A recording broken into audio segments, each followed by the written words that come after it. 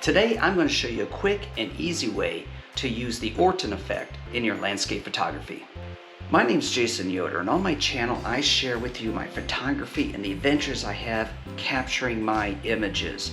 Now I'd like to invite you to subscribe to my channel and give this video a thumbs up, of course, but also if there's any type of video you'd like me to cover on some type of photographic effect or technique, just let me know in the comments below.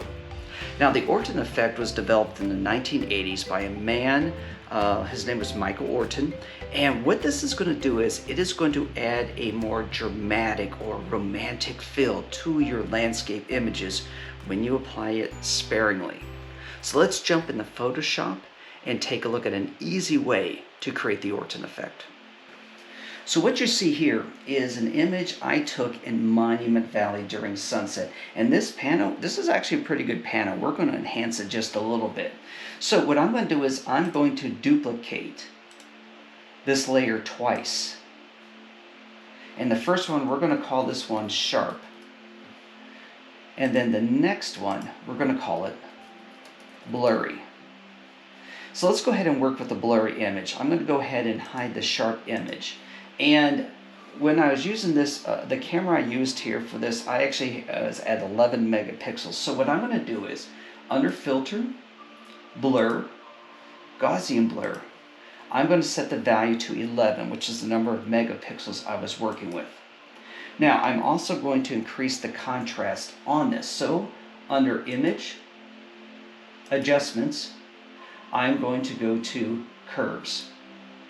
And for the curves, I'm going to take both sliders and move them roughly a quarter of the way under each one of those lines. And then OK. Now obviously we have a very blurred out high contrast image. This is not our final product. Let's sharpen the image. I'm going to reactivate the sharp layer and make sure I click on the sharp layer so we're working well on it. I am going to go here under Filter, Other, High Pass. And anywhere from 2 to 3 should work, and this is going to allow us to have some sharpening back into the image after we apply this blur. Now this is just going to produce a gray image. So what I'm going to do is I'm going to change the blend method here to soft light. And now I'm going to select both the sharp and blurry levels. I'm going to select Group from Layers. And that's going to allow me to work with both of these layers as a whole. And then next I'm going to go to the fill, and I'm simply going to turn it back to 0. So we've completely hidden those two adjustments we've made. And now what I can do, I can start to bring it back, and we want to keep this very, very subtle. So here we go.